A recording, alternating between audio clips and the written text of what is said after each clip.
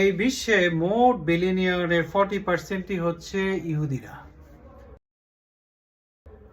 বড় উদাহরণকে এখন দ্বিতীয় সর্বোচ্চ ধনী হচ্ছে ইলন মাস্কের পরেই মার্ক জুকারবার্গ, ফেসবুকের যে মালিক। এরকম অনেক উদাহরণ আছে। কেন ইহুদিরা এত ধনী? এদের পিছনে ছোটবেলার ব্যাকগ্রাউন্ড শিক্ষা রয়েছে, যেটা ইহুদিরা গর্ব করে বলে তাদের যে পবিত্র গ্রন্থ তালমুদীয় যে শিক্ষা তা ফলো করে তাদের নিজস্ব কিছু বাড়তি প্র্যাকটিসও থাকে। যেমন ছোটবেলা থেকে ইহুদিরা হুটহাট করে বাচ্চাদের টাকা দিয়ে দেয় না, কারণ এতে করলে কি সমস্যা হয়, বাচ্চাটা মনে করে চাইলেই টাকা, যেটাকে তারা অ্যালাউন্স বলে, অ্যালাউন্সে বিশ্বাসী না। তারা চেষ্টা করে বাচ্চাদের মধ্যে ভ্যালিউ শেখার জন্য, যে এটার মান কত। কারণ ওনারা জানে প্রতিবারই যদি অ্যালাউন্স বা টাকা দেওয়া হয়, আজকে শনিবার দিলাম, পরের দিন শুক্রবারে আবার চাবে বাচ্চারা। এতে কি শিখবে তারা? যে চাইলেই টাকা পাওয়া যায়। কিন্তু ইহুদিরা সেটা করে না। ইহুদিরা বলে যে আচ্ছা, বাড়ির আজকে রাস্তার পাশে ঘাসগুলো বড় হয়ে গিয়েছে, এটা কাটতে তুমি কত ডিল করবা, কত চাও।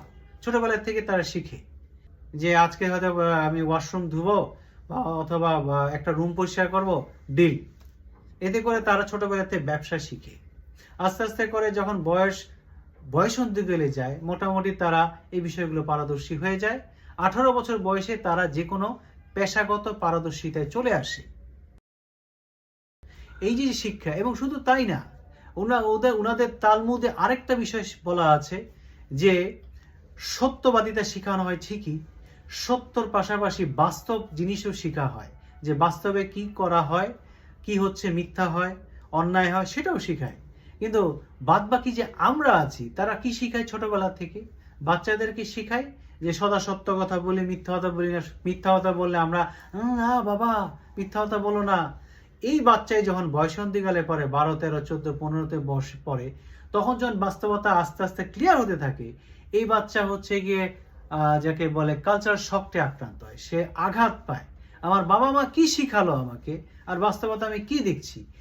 কিন্তু ইহুদিরা তালমুদীয় শিক্ষায় দেখা যাচ্ছে যে ছোটবেলা থেকেই সত্যবাদিতা শিখায়, তার পাশাপাশি বাস্তবটা ছোটবেলায় শিখায় দেয়, যার কারণে এরা ছোটবেলা থেকেই বাস্তবতা সম্বন্ধে ধারণা থাকে। এই রিয়েলিস্টিক যে আপনার জীবন থেকে শিক্ষা, জীবন শিক্ষা, প্লাস এই যে ব্যবসায়িক বিষয় পরিপ্রেক্ষিতে তারা বাস্তব জীবনে সফল হচ্ছে। কিছু তাদের অনেক নেগেটিভ দিক থাকতে পারে, ওগুলো বাদ দিয়ে বলছি, বিজাতীয় ধর্ম বা বিজাতীয় অনেক ভালো শিক্ষা আছে, আমরা গ্রহণ করতে পারি। বিজাতীয় বলে বা ভিন্ন ধর্ম বলে, অচ্যুত বলে কিছু নেই। আমরা ইচ্ছা করলেই অন্য ধর্ম, অন্য জাতির ভালো কিছু শিখতে পারি। এটা আমার যেটা মনে হলো, তালমুদীয় এই শিক্ষাটা প্র্যাকটিক্যাল, আমরা হয়তো গ্রহণ করতে পারি। Thank you very much.